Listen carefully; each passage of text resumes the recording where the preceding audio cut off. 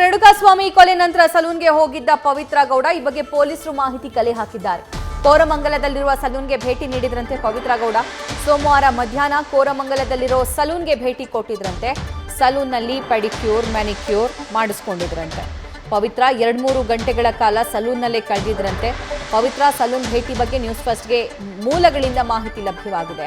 ಇನ್ನು ಪೊಲೀಸರು ಕೂಡ ಈ ಆರೋಪಿಗಳು ಯಾರೆಲ್ಲ ಇದ್ದಾರಲ್ಲ, not only Pavithra Gowda, including Darshan, including ಮನೆ ಕೆಲಸದವ ಪವನ್, ಎಲ್ಲರೂ ಕೂಡ ಈ ಕೃತ್ಯ ನಡೆದ ಹಿಂದಿನ ದಿನ ಎಲ್ಲಿದ್ರು, ಕೃತ್ಯ ನಡೆದಿದ್ದ ದಿನ ಎಲ್ಲಿದ್ರು, ಎಲ್ಲಿಗೆ ಬಂದಿದ್ರು, ಎಲ್ಲಿಗೆ ಹೋಗಿದ್ರು, ಈ ಡೆಡ್ ಬಾಡಿನ ಶಿಫ್ಟ್ ಮಾಡಿದ ನಂತರ ಏನೆಲ್ಲ ಆಯಿತು, ಈ ಎಲ್ಲ ಮಾಹಿತಿಯನ್ನ ಕಲೆ ಹಾಕ್ತಾರೆ.